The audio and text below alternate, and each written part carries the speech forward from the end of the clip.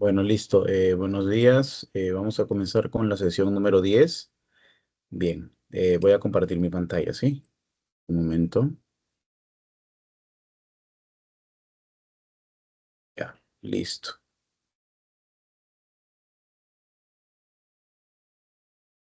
Bien, en esta oportunidad vamos a hablar sobre la imagen del sistema nervioso principalmente. Y también le vamos a meter un poco de la glándula endocrina madre, ¿no? La madre troncal, ¿no? Que viene a ser la hipófisis, ¿no? En esta ocasión, como dice el título, vamos a ver las neuroimágenes, una parte de lo normal, modalidades de estudio y principales patologías. Vamos a echar más énfasis principalmente a las principales patologías. Dentro de acá tenemos muchas, como el hidrocefalia, el accidente cerebrovascular, vamos a tener también los tumores, etcétera. Bien, vamos a avanzar entonces. Bien, vamos a hablar un poco de los tumores, ya en principio la epidemiología, la clasificación. Recuerden que los tumores del sistema nervioso central en los adultos van a ser muy raros. Sin embargo, en los niños sí van a ser muy comunes, van a ser la segunda neoplasia infantil más común, ¿ok? Y recuerden que si aparece en los niños, lo más probable es que sea algo maligno, pero si aparece en un adulto mayor, lo más probable es que sea algo benigno. Es decir, conforme avanza la edad, las probabilidades de que el tumor sea benigno van en aumento, ¿ok? También vamos a ver de que anatómicamente se van a separar por la tienda del cerebelo, también llamado el tentorio, ¿ok? Que el tentorio viene a ser una extensión de la dura madre que atraviesa como tal esta parte media entre el cerebelo, el tronco cerebral con el mismo cerebro, ¿ok? Y pues por encima del tentorio, el supratentorial, y por debajo del tentorio, el infratentorial. Y ahí dependiendo de si el paciente es adulto o niño, uno va a ser más común que el otro. También en algunos casos pueden haber tumores de la línea media, especialmente de los ventrículos laterales, de los orificios, etcétera. Ya, pero estos son menos comunes todavía. Por ejemplo, en los niños el supratentorial va a ser el menos común, mientras que en los adultos va a ser lo más común. Es decir, supratentorial siempre asócienlo al cerebro mismo, mientras que en los niños más común va a ser el infratentorial. Así asócienlo. Si es que escuchan infratentorial, es decir, cerebelo y tronco cerebral, asócienlo más a los niños, mientras que si escuchan más supratentorial, asócienlo más a los adultos. ¿Ok? Bien, solo para que tengan presente un poco sobre los supratentoriales en los niños, se tienen múltiples ejemplos, ya tanto para supratentorial e infratentorial en niños y adultos. Por ejemplo, en los supratentoriales tenemos los astrocitomas de grado bajo o de bajo grado, o también llamados los astrocitomas pilocíticos, ya que son los tipos de astrocitomas más benignos que se encuentran. Ya también los astrocitomas difusos, que es un nivel por encima del grado bajo. El grado bajo es grado 1 según OMS, el difuso es grado 2. Los oligodendrogliomas, que estos ya vienen a ser patologías o tumores más fuertes, ¿no? Al igual que los oligoastrocitomas, o sea, los más agresivos, por así decirlo, ¿ya? Todos estos se van a encontrar a nivel del cerebro y son los más comunes en los niños. El más común en niños, si les preguntan, viene a ser el astrocitoma de bajo grado o también llamado el astrocitoma pilocítico.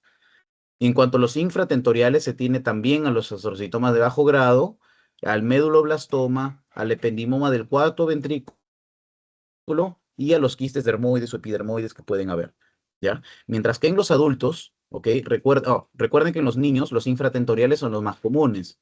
Es por eso que, como ven acá, la mayoría van a ser agresivos, menos el astrocitoma de bajo grado, ¿ok? Y el quiste como tal. Pero el méduloblastoma y el ependimoma van a ser muy agresivos. Cuando hablamos de supratentoriales, ¿ok? Los supratentoriales en el caso de los adultos van a ser los más comunes, ¿ya? Para recapitular, porque creo que se ha unido una compañera. En caso de los niños, los infratentoriales van a ser los más comunes, ya en principio. Y en los adultos, los supratentoriales van a ser los más comunes. Ya es la principal diferencia. Ahora, ¿cuándo es supra y cuándo es infra? Existe una estructura anatómica que es una extensión de la dura madre que está a ver, vamos a hacer, que está entre el cerebro con el cerebelo y el tronco encefálico. O sea, esta extensión de dura madre va a ser el tentorio, también llamada la tienda del cerebelo. Todo lo que esté por encima, es decir, el cerebro va a ser supra y todo lo que esté por debajo, es decir, el cerebelo y el tronco cerebral va a ser infratentorial. Y ahí esta es línea media que más que nada va ligado a los ventrículos cerebrales. ¿Ok? Bien, sabiendo eso, ya habíamos visto todo esto. Y bueno, en el caso de los supratentoriales se tienen los astrocitomas de alto grado, los meningiomas, los oligodendrogliomas, o sea, todos estos vienen a ser comunes en los adultos, principalmente las metástasis, ¿ya? Recuerden que los tumores primarios en el cerebro son menos comunes que las metástasis. El 60% de los tumores que se encuentran a nivel del cerebro van a ser metástasis, mientras que el 40% restante van a ser tumores primarios. ¿Ya? También están los adenomas hipofisiarios, muy comunes realmente, los productores o no de hormonas hipofisiarias, como la CTH, las gonadotrofinas, la TSH, ¿no? Todas esas vienen a ser hormonas hipofisiarias. Y en el caso de los infratentoriales se tienen todos estos de acá, pero son mucho menos comunes que los supratentoriales. Para que sepan un poco de cómo es la clasificación por grados de la OMS, conforme va avanzando el grado 1 hacia el grado 4, el grado 1 va a ser el más benigno y el grado 4 va a ser lo más maligno, ¿ok?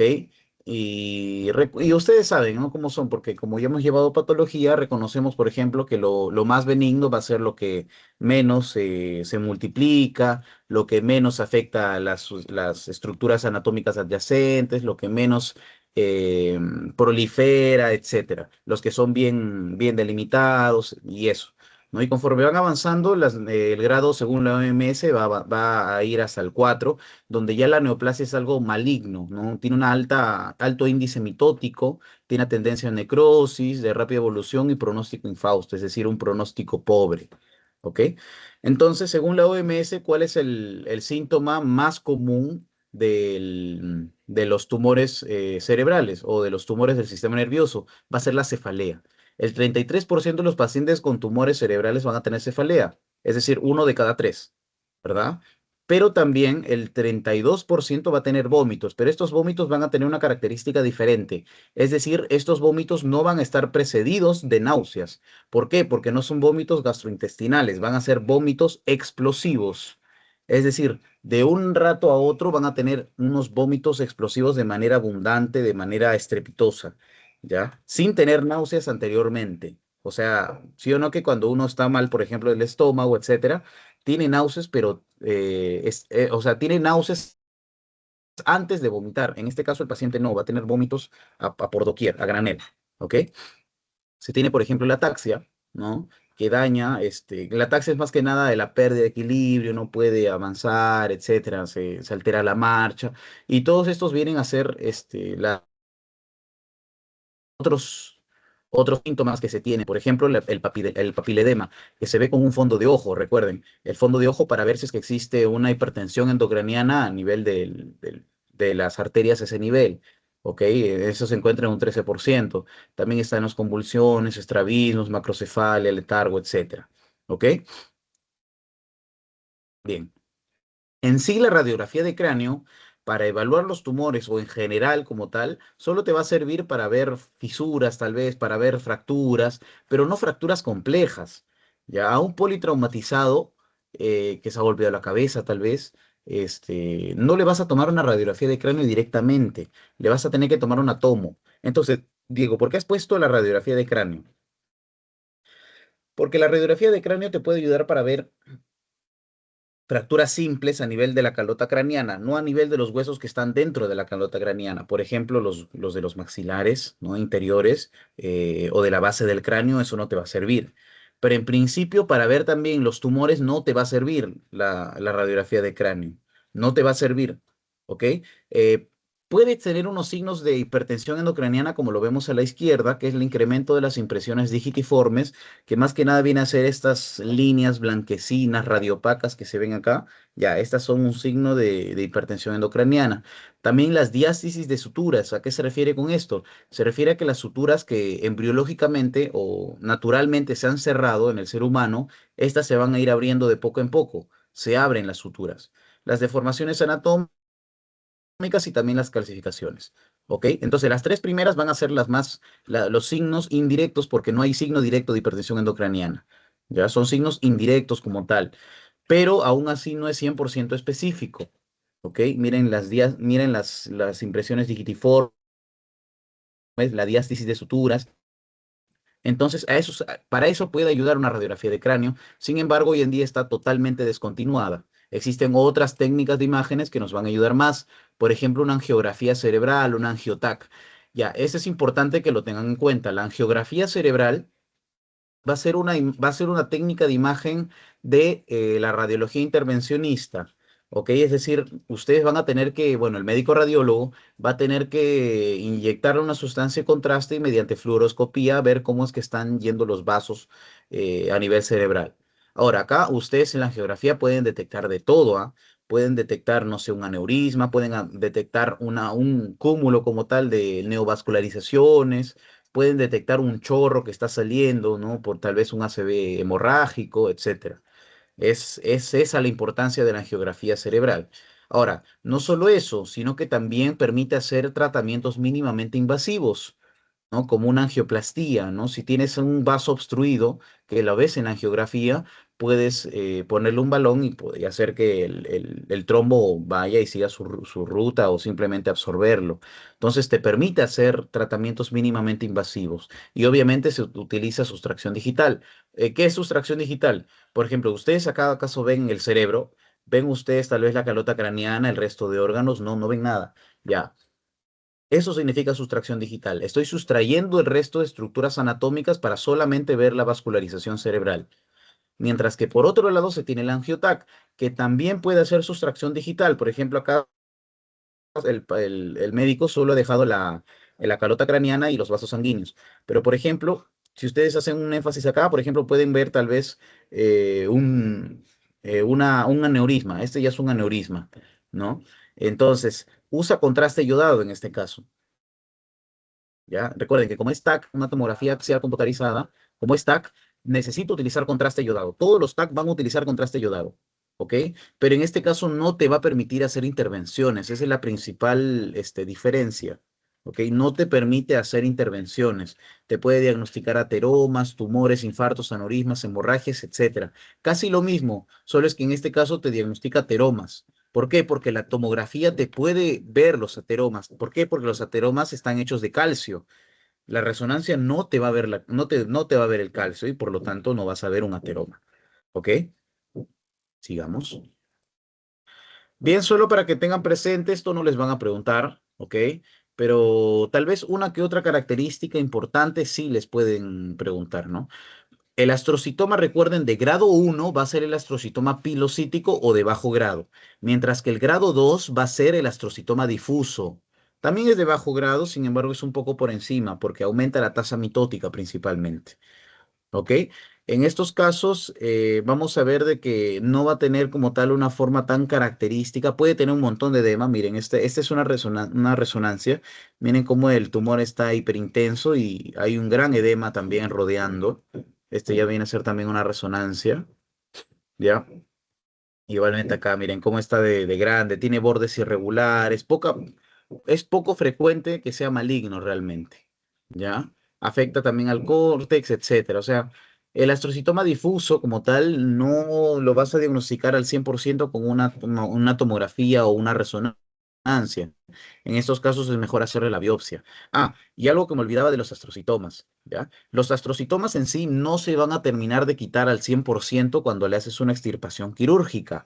¿Por qué? Porque se ha demostrado que en algunos casos bueno, en la mayoría de los casos, de hecho, el astrocitoma cuando lo retiras de manera total del 100% del tumor, vas a tener que más adelante el mismo paciente va a tener una recidiva del tumor, pero de un grado superior.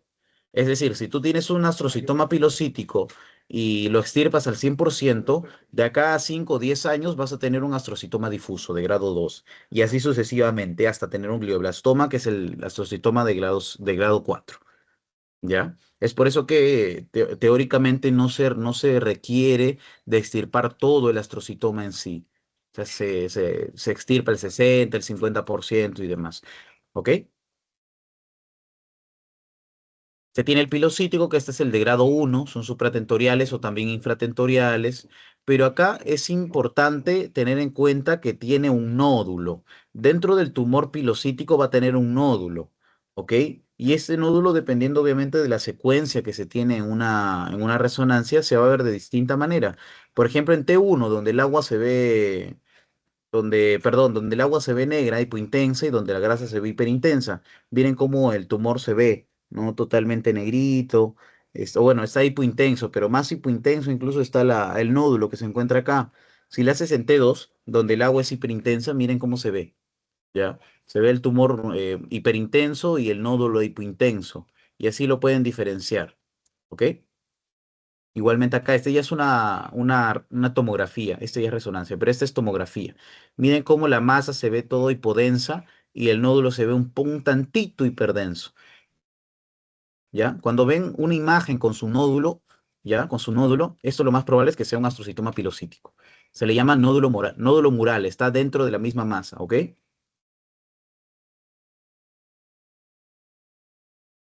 Ya, el anaplásico en este caso van a ser de grado 3. Es ya un paso a ser un glioblastoma y ser de grado 4. Esto ya viene a ser una neoplasia maligna. Ya es maligna, ya hace metástasis, tiene edema perilesional, el paciente puede cursar con baja de peso, con signos de hipertensión endocraniana, problemas neurológicos, focalización, etcétera. Ya estos tumores hacen mucha recidiva incluso. Ya hacen recidiva. Ya estos son los tumores, por ejemplo, ¿no? Igualmente acá el edema, solo aparece edema y luego crece de manera rápida, exponencial y demás. Ya, entonces es una lesión sólida, expansiva, mal delimitada, etcétera, etcétera, etcétera. Ya, incluso hacer recidivas. Puedes tener el mismo tumor acá, pero puede generarse otro hacia en otro lado del mismo o de otro hemisferio cerebral. Igualmente acá, ¿no? Como está totalmente mal definido, no tiene los bordes bien delimitados, está un poco hiperintenso, ¿no? Y incluso hay zonas donde no capta contraste porque tiene un comportamiento necrótico o isquémico, etcétera. ¿Ok? El multiforme en estos casos son los tumores cerebrales más comunes en los adultos, son agresivos, resistentes al tratamiento y de mal pronóstico. ¿Ok? En estos casos sí son de mal pronóstico, esto ya viene a ser el grado 4. El multiforme o también llamado glioblastoma, ¿ok? Miren cómo tiene un edema perilesional, ¿no? Y tiene un comportamiento necrótico también porque no capta el contraste, está incluso comprometiendo las partes blandas, compromete la calota craneana y la piel como tal. Entonces, y miren, incluso cómo está comprimiendo los ventrículos laterales anteriores. Perdón, los ventrículos cerebrales anteriores. Miren cómo está comprometiéndolos, ¿ok? Y esto es altamente patológico, recuerden, es altamente patológico. Ya. El craniofaringioma en este caso va a ser un tumor de la glándula hipofisiaria, ¿ya? Es uno de de los tumores más comunes de la glándula hipofisiaria, por detrás, obviamente, del adenoma, ¿ok? Entonces, el craniofaringioma es de grado 1 y se van a dividir principalmente en adentinomatoso o papilar. La principal diferencia va a ser que ambos, bueno, la diferencia va a radicar en la histología, ya la histología. No vamos a entrar en histología, vamos a entrar en lo que nos corresponde. ¿Ok? En imágenes, ¿cómo se van a diferenciar? En principio, recuerden siempre que los adantinomatosos se suelen calcificar, mientras que los papilares no se calcifican. Otro, los adantinomatosos son muy comunes en niños, el 90%, 95% son en niños, mientras que los papilares casi exclusivamente, casi el 100% van a ser en los adultos. ¿Ok? Es la principal diferencia. Si ustedes ven una tomografía, le hacen una tomografía al paciente y lo ven calcificado, ¿ya? Y lo ven calcificado, esto posiblemente sea, o lo más probable es que sea adantinomatoso. Si es que no está calcificado, es papilar. Son de grado 1, son tumores bastante comunes de la hipófisis, son frecuentes en la edad pediátrica, son de crecimiento lento, composición variable, etcétera, ¿ya? Pero son el segundo más frecuente, porque el más frecuente de la glándula hipofisiaria el, va a ser el adenoma hipofisiario, ¿ya? Miren, por ejemplo, este viene a ser un meningioma. ¿Por qué meningioma? Porque nace de las meninges. ¿no? Nace las meninges. Este viene a ser el cerebelo, ¿no? Miren cómo hay un meningioma a este nivel. Esos son de grado uno también. La gran mayoría es de grado uno. Algunos dicen de grado 3, pero no, grado uno. Considérenlo como grado uno. El meningioma es un tumor benigno, salvo que sea demasiado grande y te termine generando hipertensión endocraniana. Pero en la mayoría de los casos no siempre te causa te causa enfermedad, patología, ¿ya? En el adulto es el más frecuente, supratentorial en el adulto es el más frecuente el meningioma, ¿ya? Recuerden, más que nada el meningioma va a estar ligado a la parte externa como tal del cerebelo, del cerebro, etcétera. Ya, miren, por ejemplo, está afectando incluso las partes posteriores a la calota craneana. Ya ese es un meningioma un poco más complicado porque está pasando la línea de la calota, ¿verdad? Igualmente acá, miren, está pasando la línea de la calota. El pinealoblastoma, recuerden la glándula pineal que genera melatonina. Este ya es un tumor grado 4, es un tumor agresivo. Te genera hidrocefalia obstructiva principalmente porque está obstruyendo los canales de los ventrículos laterales. Y esto es muy agresivo. Puede generarse muchas metástasis a nivel de cualquier parte del cerebelo porque por esta parte es donde se comunican con los espacios subaracnoideos. ¿Ya? Y por ahí pueden irse a cualquier lado del cerebro, ¿ok? Miren, por ejemplo, cómo está el tumor, es algo irregular, tiene comportamiento necrótico, igualmente acá, ¿ya? No les van a preguntar esto. Al igual que esto tampoco, el ependimoma, que es más que nada de las células ependimarias que están dentro del conducto central de la médula espinal o también de los ventrículos cerebrales. Miren cómo hay acá, cómo se ve acá, ¿no? Puede generar síntomas de focalización principalmente. Focalización, ¿ya? Es decir, como está afectando la médula, lo comprime y el paciente puede tener, no sé, paraparesia, hemiplegia, puede tener, no sé, disociación termoalgésica, entonces puede tener un montón de patologías, dependiendo obviamente dónde esté el tumor, ¿ya? Y las metástasis cerebrales, que van a ser el 60% de los tumores que se encuentran a nivel cerebral, que principalmente aparecen muchos, ya aparecen dos o más, son los más comunes. El cáncer de pulmón viene a ser el más común que te causa metástasis cerebrales, y de ahí está la mama, el colon, el riñón, pero también está el melanoma, y esto ténganlo muy presente. El melanoma tiene alto índice de metástasis cerebral. Es decir, o sea, un tumor de la piel te puede causar una metástasis cerebral. Sí, tranquilamente. El melanoma es bastante común que te causa una meta cerebral. ¿Ya? Pero el más común de ellos es el cáncer de pulmón. Y lo vas a ver múltiples, ya múltiples de diferentes tamaños, pero del mismo color, del mismo comportamiento, ¿ya? Del mismo color, etcétera. ¿Ya? Esas son las metástasis cerebrales. Bien, vamos a hablar entonces un poco de la hipófisis. Como ven en la imagen, existen dos partes de la hipófisis principalmente. Ya la adenohipófisis, que es la de arriba, o también llamada la hipófisis anterior, y la neurohipófisis, o también llamada la hipófisis posterior. Ahora, ¿cuál es la única que te produce hormonas? La adeno. ¿Por qué? Porque la neurohipófisis va a recibir las hormonas sintetizadas por el hipotálamo, como son la vasopresina o la hormona antidiurética y también la oxitocina. Mientras que el adeno te va a generar o te va a sintetizar múltiples hormonas, como la TSH, la ACTH, la GNH, las hormonas gonadotrofinas, etcétera, la prolactina también. ¿Ok? Entonces, por anatomía normal sabemos que es la glándula endocrina madre, ¿no? Que se sitúa en la silla turca del hueso esfenoides, ¿ok? Y que tiene dos partes principalmente, la adeno y la adeno y la hipófisis, ¿ok? Estas van a ser las hormonas que van a sintetizar. Recuerden que la parte más grande corresponde al 70-80% de la glándula, ¿ok? Y estas son las glándulas o perdón, las hormonas reguladoras que produce la prolactina, la FSH, la LH, que son las gonadotrofinas, la TSH, que es la tiroidea, la CTH, que es la de la glándula suprarrenal, la GH, que es de la glándula, o sea, la hormona de crecimiento, y la MSH, que es un poco más desconocida, que no sé mucho, que es más que nada tirada para la melatonina. No, perdón, para la melanina. ¿Ok? Pero en sí, ¿cuál va a ser la única que tiene? una influencia del hipotálamo por medio de la dopamina, va a ser la prolactina. ¿Por qué? Porque en condiciones normales la dopamina va a inhibir a la prolactina, ojo, eso sí tenganlo presente, la dopamina inhibe la prolactina y en condiciones normales el hipotálamo produce dopamina. Entonces, Diego, el eje de prolactina mama, ¿no? Es la que produce la leche, etcétera, el eje prolactina mama ¿está inhibida? Sí, normalmente está inhibida. Es durante la lactancia, durante la posembarazo, etcétera, donde se termina inhibiendo esta inhibición y por lo tanto se activa, bueno, el hipotálamo deja de producir la dopamina y la prolactina se activa, ¿ya? Eso es es la principal, diferencia que se tiene con las otras. Y téngalo muy presente, la prolactina inhibe, no, perdón, la dopamina inhibe a la prolactina en condiciones normales. ¿Ok?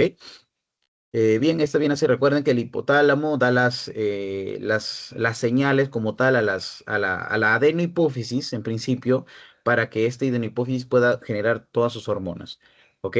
¿Y cuáles son las dos únicas hormonas que sintetiza el hipotálamo? Va a ser la vasopresina, o también llamada la hormona antidiurética, y también la oxitocina.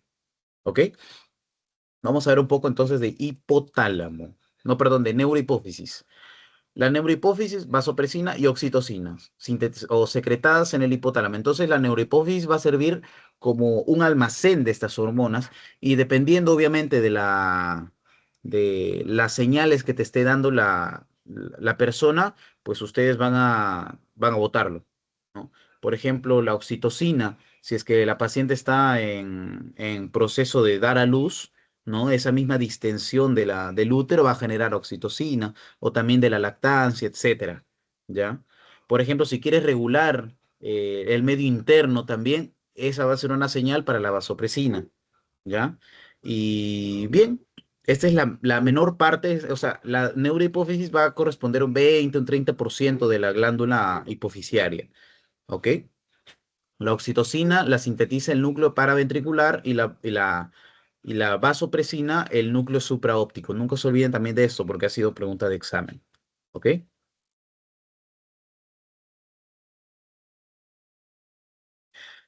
En cuanto a la radioanatomía normal, ambos van a tener diferente color. ¿Ok? Esta es una resonancia magnética en T1. Recuerden que la adeno es la más grande y la neuro es la más chiquita. Y aparte, como la neuro es la posterior y la adeno es la anterior, ya pueden saber o diferenciarlas, ¿no? La adeno va a tener una intensidad disminuida, va a ser hipointensa, mientras que la neuro va a ser hiperintensa, ¿ya? Si ustedes quieren ver tal vez en una resonancia magnética un poco más grande, ¿no? Y con contraste y demás, y en una tomografía en principio no se va a ver, ojo, en la tomografía no se ve, ¿ya? En la mayoría de veces no se ve, solo vas a poder ver en una tomografía cómo se ve la silla turca del hueso, ¿ok? Pero en la resonancia magnética lo van a ver más o menos de esta manera, ¿ya? Esto viene a ser, ¿ok? Igualmente acá, miren, ¿no? Miren cuando hay un adenoma, cómo es que se termina aumentando como tal el tamaño. Miren, este es algo normal, ¿no? Pero miren este adenoma, cómo está aumentado de tamaño, ¿no? Yo le llamo el signo del muñeco de nieve. Con eso ya me voy guiando un poco, ¿sí? Igualmente acá, ¿no? Se puede ver con una ecografía transfontanelar en los recién nacidos, ¿ok? Para ver si es que existe tal vez un craneofaringioma, etcétera, ¿ya? Pero es menos común utilizar la transfontanelar.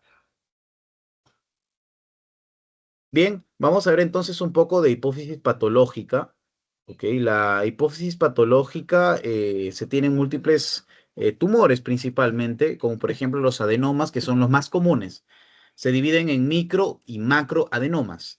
Micro es cuando es menos de 1 centímetro y macro es cuando es más de 1 centímetro. O sea, menos de 10 milímetros y macro es cuando es más de 10 milímetros, o sea, 1 centímetro, ¿no? Valga la redundancia. Los microadenomas entonces se van a ver de esta manera, no van a ser tan grandes, van a ser chiquitos. En algunos casos los microadenomas no causan síntomas patológicos. Por ejemplo, si son microadenomas y causan síntomas patológicos porque son secretantes de hormonas, hiperproducen hormonas, en estos casos, bueno, en la mayoría de casos se utiliza un tratamiento farmacológico, ¿ya? Porque no siempre, porque incluso el tratamiento farmacológico, por ejemplo, la mayoría son prolactinomas, es decir, productores de prolactina. Ya, le das algo, le das un análogo de la acción de dopamina, por ejemplo, para inhibir la acción de la dopamina. Incluso se ha demostrado que ese tratamiento farmacológico reduce el tamaño del tumor. ¿Ya? Estos pacientes, por ejemplo, no tienen alteraciones visuales, no tienen cefalea, no tienen hipertensión endocraniana, etcétera. ¿Ok? Son más que nada estos. Pero por otro lado, los macroadenomas sí los van a tener. Acá yo le llamo el signo del muñeco de nieve. ¿Ya? Miren cómo se ve de grande, se ve gigante. ¿Ok? Estos macroadenomas también pueden ser funcionantes. En la gran mayoría, los 2/3 son funcionantes. Ok, y los macroadenomas van a tener alteraciones visuales, principalmente, ¿por qué? Porque comprimen el quiasma óptico, ok, porque el quiasma óptico está acá arribita, lo están comprimiendo y te genera la hemianopsia, hemianopsia bitemporal, ya, es decir, las partes temporales del campo visual van a estar opacas, no van a poder ver, ok, eso es clásico de los macroadenomas, ¿bien? Y también tiene signos de hipertensión endocraniana, etcétera. En estos casos se prefiere la cirugía también. Se prefiere la cirugía, pero si es que es demasiado grande, también le puedes hacer el tratamiento farmacológico, pero primero es farmacológico y luego cirugía. Acá sí se hace una cirugía transfontanelar, ¿no? Para poder llegar y poder extirparle este tumor.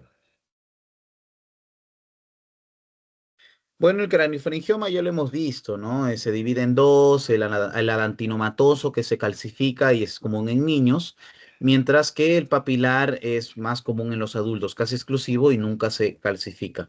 Como ya lo hemos visto, no vamos a entrar mucho a detalle de esto, ¿ok? Y vamos a seguir con las patologías. El quiste de la bolsa de Rathke es una enfermedad genética. ¿Por qué? Porque son rezagos como tal de la evolución embrionaria que se tienen. Y quiste, recuerden que como son quistes, están llenos de agua. Y como están llenos de agua, se van a ver blanquitos tal vez en una resonancia magnética en T2, porque en T2 el agua va a ser blanca, hiperintensa, ¿ya? Y por ejemplo, si estás en T1, se va a ver totalmente negro, porque en T1 el agua va a ser hipointensa. Ya, miren, por ejemplo, este es T1. Este es el quiste de la bolsa de Rathke. Ya, si tiene otro tipo de densidad, ya es totalmente diferente. En estos casos ya se piensa tal vez en un macroadenoma, etcétera. Bien, pero como es totalmente blanco, totalmente negro en T1, en T2 y en T1 respectivamente, pues se habla de que estos pacientes tienen un quiste. Es algo raro realmente. Es poco, lo van a ver muy poco, ¿ya? Y son pequeños, también tienen diplopía, visión borrosa, porque comprimen en algunos casos es cuando son grandes, no siempre, porque normalmente son pequeños, pueden comprimir también el quiasma óptico y generar patologías también, como les mencionaba, de los adenomas, de los macroadenomas, pero es menos común, ¿ya? Si en sí el quiste es raro, es mucho más raro encontrar un paciente con quiste de la bolsa de Rathke que tenga una, que tenga una patología óptica como tal. Miren, esta es una coronal en T2. ¿Por qué en T2? Porque el agua se ve hiperintensa. Y esta es una sagital en T1. ¿Por qué en T1? Porque se ve hipointensa el agua. ¿Ok? Y bien, estos son remanentes embriológicos de pared fina, lo que les decía. Es más común en mujeres, no refuerza con gadolinio. ¿Por qué no refuerza con gadolinio? Porque el gadolinio es una sustancia de contraste que lo inyectas endovenosamente, ¿no? Y como lo inyectas endovenoso, los quistes no tienen vascularización sanguínea porque son una bolsa llena de líquido. Es por eso de que no refuerza con gadolinio. Tú le puedes poner gadolinio y se va a ver igualmente negro. Caso diferente con un tumor, con un macroadenoma, un microadenoma. Estos sí se van a reforzar, estos sí se van a pintar, ¿ya? Bien. Y luego la silla turca vacía, que en estos casos no es que se refiera a que hay una, no es que se refiere exactamente a que el paciente no tiene hipófisis, ¿ya? Sino que se refiere a que existe una gran ocupación, una gran cantidad de líquido cefalorraquídeo que a plano disminuye el volumen de la hipofisiaria. Por ejemplo, acá ustedes no ven nada, yo tampoco veo nada, ¿no? Es porque hay una glándula hipofisiaria con una silla turca vacía. ¿Y cómo también se asocia esto? Porque mira el ventrículo lateral, cómo está de dilatado, porque existe una gran cantidad de líquido cefalorraquídeo, ¿ok? Está asociado a esto principalmente. ¿No ves nada? No se ve nada, ¿ya? No se ve nada, es una silla turca vacía, ¿ya? Todo esto va a ser agua. ¿Por qué agua? Porque es líquido cefalorraquídeo, ¿ya? Entonces la resonancia magnética del cerebro va a mostrar una fosa pituitaria agrandada y negrita, negra. ¿Cuándo estás en T1? Obviamente. Si es que estás en T2, lo vas a ver blanco. Pero si es que estás en T1, lo vas a ver negrita, totalmente negro. ¿Por qué es agua? Porque es líquido cefalorraquídeo. No se olviden eso también ha sido pregunta de examen, principalmente la definición y la imagen, ¿ok? Bien, entonces vamos a ver un poco de hidrocefalia. La hidrocefalia va a ser el aumento del líquido cefalorraquídeo, ¿ok? Y esto puede tener diversas causas, ¿ya? La principal, bueno, tiene tres causas principales: la disminución en la reabsorción, en principio, la restricción del flujo de salida, es decir, cuando no hay comunicación, cuando es algo obstructivo, ¿no? Y la producción excesiva, que es lo más infrecuente, que es cuando hay un tumor de los plexos coroideos que hace de que, y encima que ese tumor que sea funcionante, que sea secretante, entonces va a haber una hiperproducción de líquido cefalorraquídeo, ¿no? Que es lo más infrecuente. Ahora, ustedes pueden evaluar como tal los ventrículos laterales de diversas maneras. Puedes evaluarlo con una tomografía, puedes evaluarlo con una resonancia, pero siempre es importante tener en cuenta cómo es que se va a ver como tal cómo es el flujo de salida, el flujo de líquidos cefalorraquídeos siempre es importante. ¿Ok? Recuerden que cuando disminuye la reabsorción, es cuando disminuye la reabsorción, ojo. Es decir, no hay algo obstruyendo y por lo tanto es una hidrocefalia comunicante. Pero cuando sí hay una restricción en el flujo normal del líquido cefalorraquídeo, ya se habla de que es una hidrocefalia no comunicante, es decir, una hidrocefalia obstructiva, ¿verdad? Bien. Vamos a ver un poco de características radiológicas. Estas van a ser los signos, ¿ok? De la hidrocefalia, ¿ok? Principalmente van a ser las astas temporales dilatadas. Todo esto va a ser hidrocefalia. Si ustedes ven esto, ¿ya? Esto ya es hidrocefalia, ¿no? ¿Y cómo vamos a ver si es que es hidrocefalia o no? Porque no esto podría ser normal. Porque existe también un índice llamado índice de Evans, que lo vamos a ver después, que va a medir como tal la distancia entre hasta de este lado hasta de este lado, la distancia entre todo como tal, la calota craneana, y ese diferencial va a tener que compararse con los parámetros para ver si es que es hidrocefalia o no, ¿ok? Tienen cuerpo calloso delgado, surcos aplanados. Como hay una hidrocefalia, esto genera hipertensión endocraniana. Recuerden que no solo las masas o los tumores generan hipertensión endocraniana, sino que también genera hipertensión endocraniana la hidrocefalia. ¿Por qué? Se puede tener, recuerden que hay tres este, principales componentes en el cerebro. Se tiene la masa o el parénquima cerebral, se tiene el líquido cefalorraquídeo y se tiene la vascularización sanguínea, tanto venosa como arterial. ¿Ok? Entonces, Diego, si es que la masa aumenta la hipertensión endocranial y también el líquido cefalorraquídeo, si yo tengo un montón de sangre acumulada a ese nivel, pues significa que también tener hipertensión endocraniana, sí, existen diversas formas. Y recuerden también que cuando una disminuye, por ejemplo, si es que hay una gran atrofia cerebral, ¿ok? Si es que hay una gran atrofia cerebral, la principal que va a, el principal componente que va a salir a luz o a flote para tratar de compensar esa presión intracraneal va a ser el líquido cefalorraquídeo.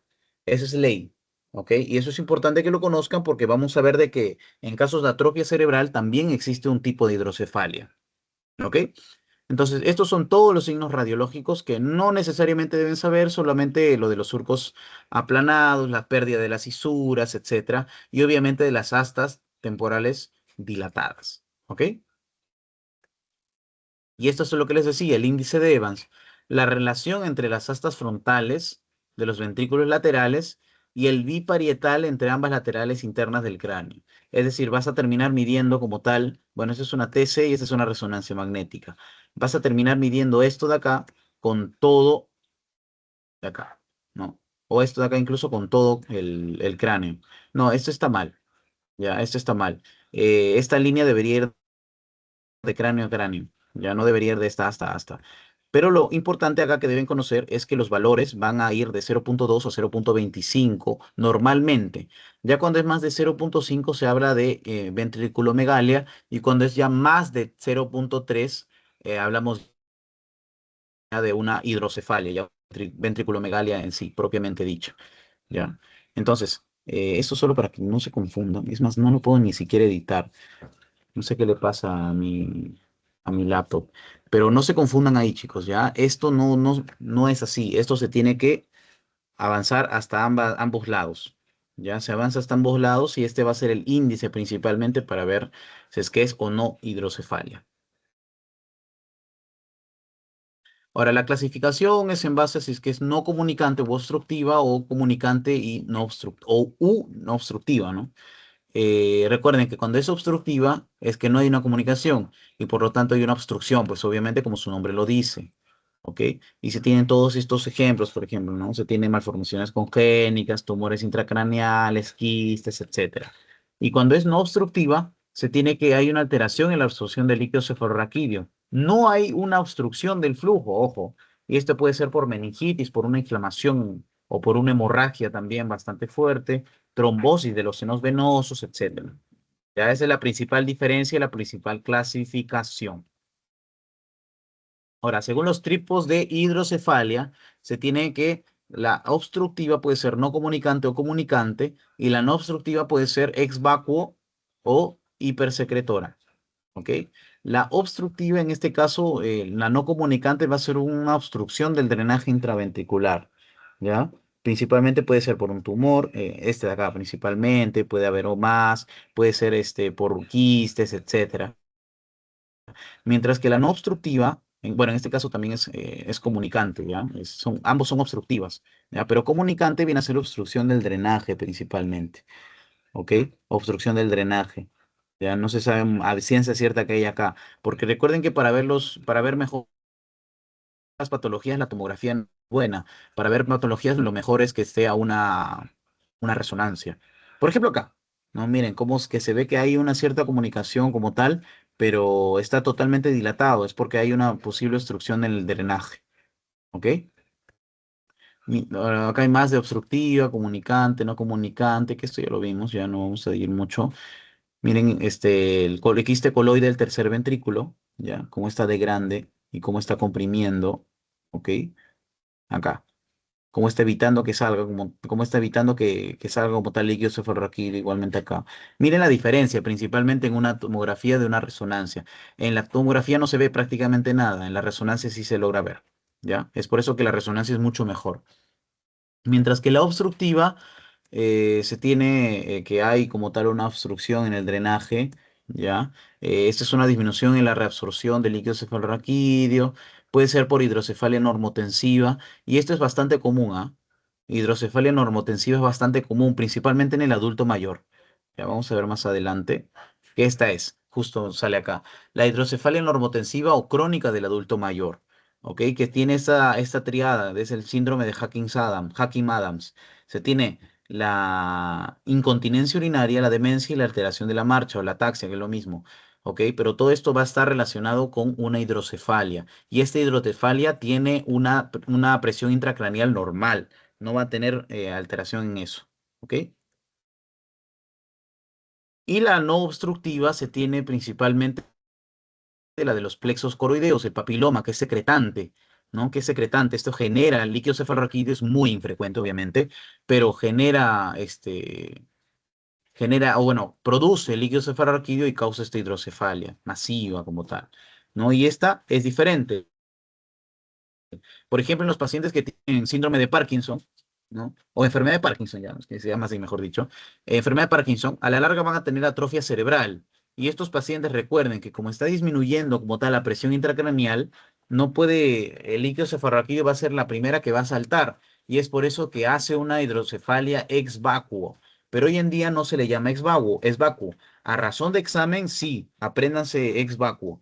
¿Y cómo ven una atrofia cerebral? cuando ven de que la masa cerebral está totalmente disminuida, miren que no se pega acá y las fisuras están totalmente gruesas, agrandadas, etcétera, eso es atrofia cerebral, ¿ok?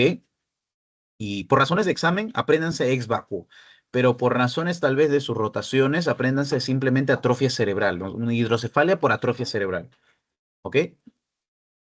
Y bien, ¿qué más podemos decir acá? Entonces, creo que nada más, ¿no? Bien, entonces vamos a ver un poco también de el accidente cerebrovascular. El accidente cerebrovascular entonces va a ser una afección médica grave, va a ser una emergencia, ¿ok? ¿Por qué? Porque se interrumpe el flujo sanguíneo de manera significativa al cerebro. Esto puede ser por un sangrado o puede ser por un trombo, algo obstructivo, ¿verdad? Entonces, impide que las neuronas y el resto de células cerebrales reciban oxígeno, nutrientes, glucosa, etcétera. Recuerden que una neurona no puede vivir más de 3 minutos sin oxígeno, sin nutrientes. Es por eso que pasados los 3 minutos del accidente cerebrovascular, el paciente va a tener daño cerebral grave e incluso irreversible. Ojo con eso, irreversible. Es por eso que en las guías se tiene hasta las 2 horas para hacer una angioplastía. Posterior a eso no se puede hacer angioplastía, está contraindicado, pero se utilizan los trombolíticos, etcétera, que son menos efectivos que una angioplastía, ¿no? Entonces, recuerden en principio también que las neuronas no son un tejido lábil, es decir, las neuronas no se van a multiplicar como si lo hace el resto de células, ¿ok? Como si lo hace el resto de células. Es por eso de que estas neuronas se mueren, simplemente se mueren y dejan daño irreversible, ¿ok? Dejan daño irreversible. Ahora, cuando se tiene algo isquémico principalmente, se van a manejar tres zonas, ¿ya? La oligoemia benigna, la penumbra y el core. La zona de core va a ser la zona infartada, ¿ya? La zona infartada, totalmente infartada. Entonces, Diego, esta zona ya no la vamos a poder recuperar, no, ya no la vamos a poder recuperar, ¿ok? Pero la zona de penumbra va a ser una zona que sí va a ser posible salvar con obviamente un tratamiento rápido, porque si es que dejamos pasar el tiempo, esa zona de penumbra, o bueno, la zona de core se va a agrandar y la zona de penumbra se va a volver en core. Ya a eso me refiero. Mientras que la oligoemia benigna viene a ser la parte que sí va a tener buen flujo sanguíneo y demás. Pero conforme va avanzando el tiempo, la zona de penumbra se convierte en core y la zona de oligoemia benigna se convierte en penumbra y existe una nueva oligoemia benigna. Ya a eso me refiero. A eso me refiero. ¿Ya? Entonces, el grado de afectación y la incidencia como tal de secuelas neurológicas en los pacientes va a depender del grado de colateralidad. ¿Por qué? Porque ustedes pueden tener un paciente que tiene más de 3 horas tal vez con un accidente cerebrovascular y no tener ninguna secuela. No tiene ninguna secuela. ¿Ok? Pero tienes un paciente que tiene 3 minutos de accidente cerebrovascular y el paciente a lo largo de su vida ya no puede pisar bien con su pierna izquierda, no puede usar su mano izquierda, o su hemicara derecha está totalmente paralizada, etcétera. No, esas ya son secuelas como tal, pero en menor tiempo. ¿Y a qué se debe? Se debe al grado de colateralidad, ¿ya? Este grado de colateralidad es genético, es algo que no lo vamos a poder saber a ciencia cierta, ojalá no, ¿no? Y que tengamos un accidente como estos. Ojalá no, obviamente, ¿no? Porque no sería lo ideal. Pero es la capacidad de la zona de penumbra, ¿ya? De esta zona de penumbra, mediante sus vasodilataciones de arteriolas colaterales, es decir, vasitos pequeños, ¿ok? Que estén irrigando constantemente al core, ¿ya? Estas arteriolas colaterales van a ser diferentes en tanto a calibre y en tanto a número en persona, no van a ser las mismas, ¿ok? Y esto va a determinar si es que va a existir o no una complicación más adelante, ¿no? O unas secuelas en los pacientes. Es la principal diferencia y eso sí téngalo muy presente, ¿ok? Porque como les decía, van a haber pacientes de que tienen, o sea, van a haber pacientes de que tienen este tipo de patologías y no van a tener secuelas, mientras que otras sí, ¿ok? Y esta es la principal diferencia, ¿ok? Bien, vamos a seguir. Ok. Tenemos principalmente dos tipos de ACVs. El ACV isquémico y el ACV hemorrágico. ¿Ok? El ACV isquémico va a ser el más común, corresponde al 70-80% de los casos, mientras que el hemorrágico va a ser el menos común, el 20 al 30% de los casos. ¿Ok? En el caso del ACV isquémico, es causado coágulo principalmente, un émbolo, estenosis o una obstrucción de cualquier arteria que lleve sangre directamente al cerebro. ¿Ok? El principal factor de riesgo para ACV isquémico va a ser la aterotrombosis. Ya, la aterotrombosis, es decir, la calcificación en la pared interna de los vasos sanguíneos, que causa obviamente que con el flujo sanguíneo turbulento que tal vez tiene el paciente, pues esta placa ateromatosa se rompa y genera un trombo y un émbolo se desprenda hasta llegar a un vaso del cerebro. Que ojo, no puede ser el único lugar donde cause una isquemia, también puede causar un infarto de miocardio agudo, puede causar una trombosis venosa profunda, etcétera, trombosis de vena renal, etcétera, etcétera, isquemia intestinal. Hay muchas complicaciones de aterotrombosis. Hay muchas complicaciones de aterotrombosis. ¿Ok?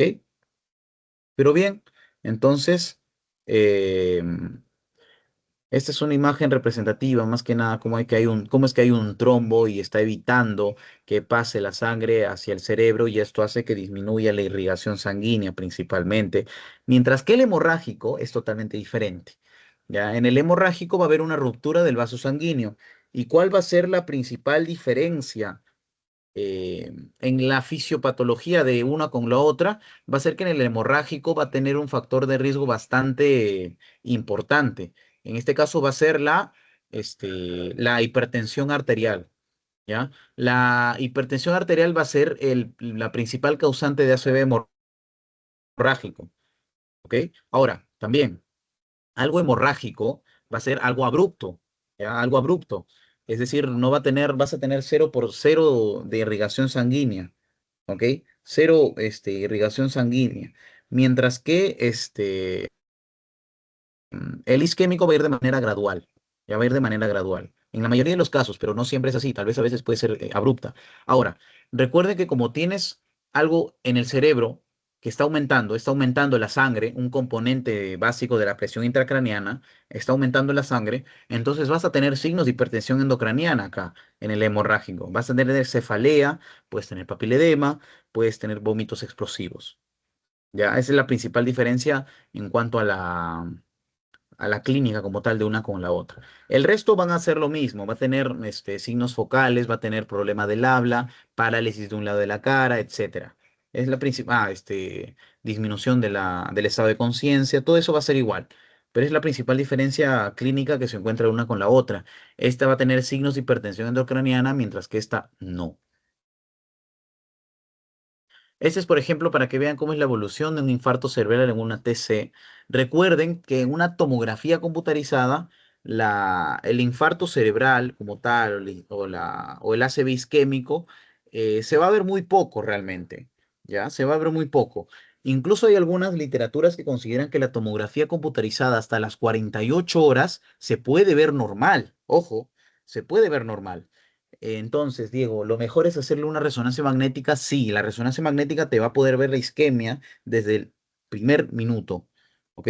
Y entonces, ¿por qué le tomas una tomografía? Para descartar una hemorragia. Y esto es importante. La hemorrágica, con una tomografía sí la vas a poder ver, porque recuerden que la sangre se ve blanca, ya se va a ver blanca, entonces vas a ver vas a ver sangre en el parénquima cerebral, en principio. Esa es la principal función de la tomografía en el ACV, para descartar un ACV hemorrágico. ¿Por qué? Porque el isquémico no lo vas a ver. Ahora, ¿qué pasa si la tomografía te sale normal? ¿Ustedes van a descartar que sea un ACV? No, no descarten un ACV.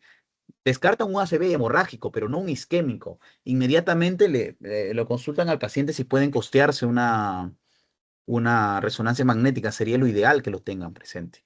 Ya, porque la resonancia magnética ya te va a poder descartar o no si es que existe una perdón, un ACV isquémico. ¿Ok? pero en la resonancia magnética sí se va a ver del primer minuto, ya se va a ver del primer minuto, dependiendo obviamente de la secuencia en la que estés enfrente, pero se va a ver básicamente por eso, ¿ya? La resonancia magnética entonces va a ser el gold estándar en estos casos.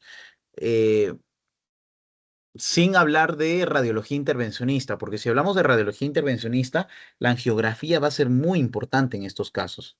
¿Ya? Incluso se considera dentro de los gold estándar para el diagnóstico de ACVs.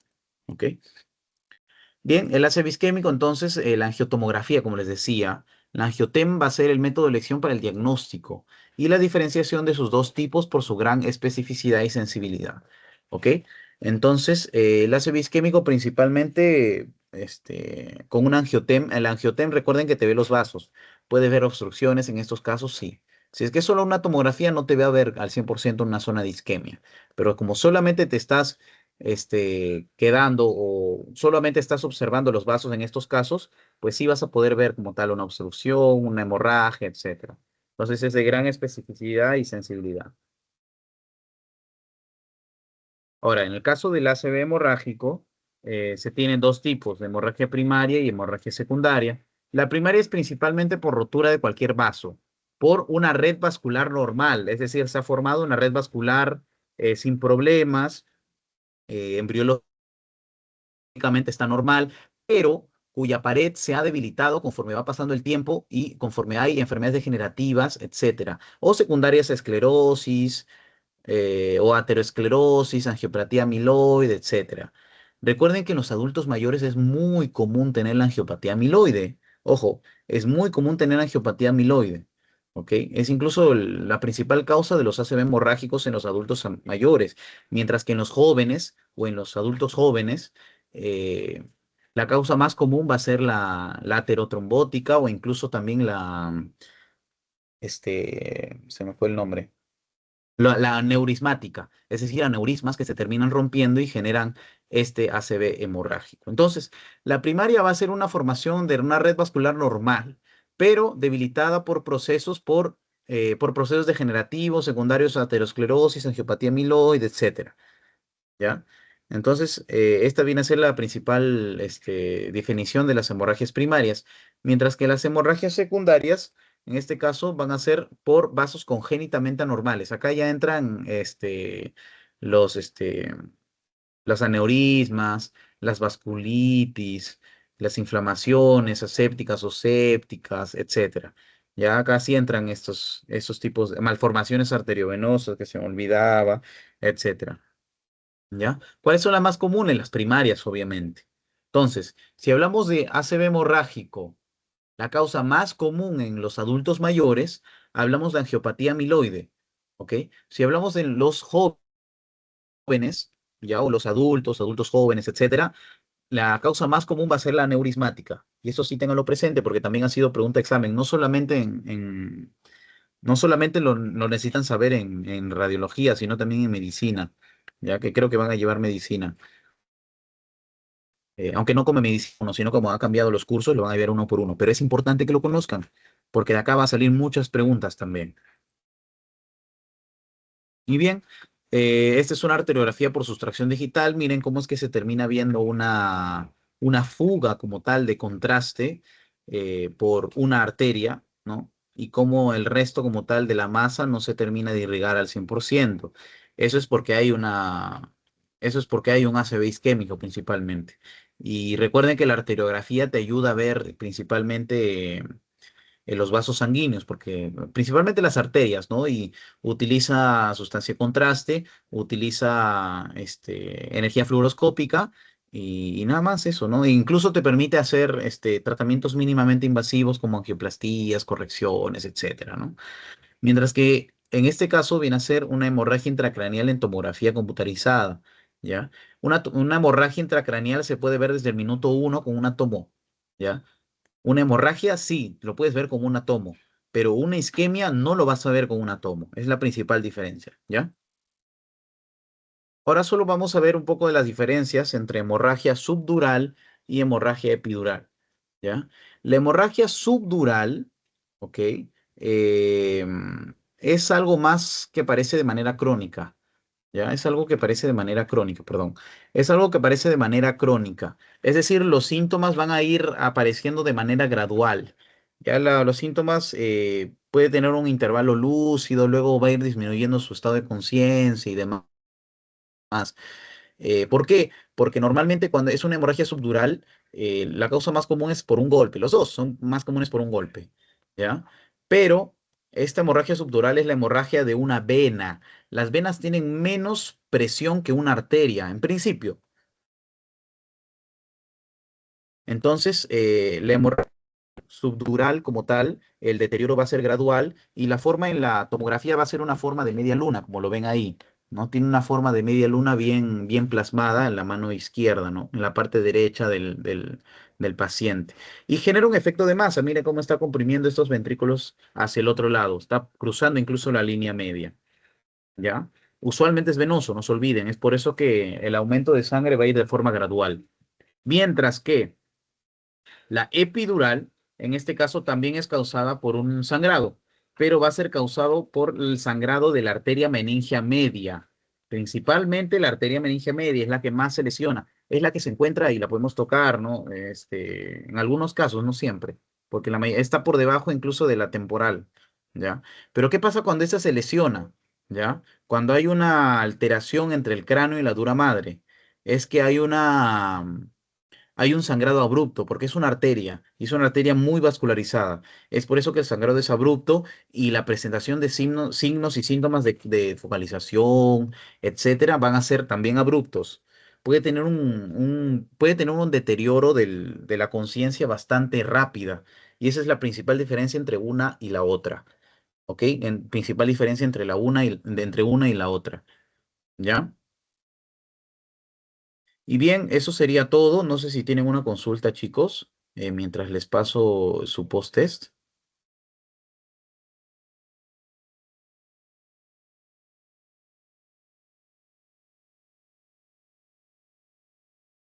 Bien, gracias. Entonces, voy a enviarles el post-test. Deme un segundo.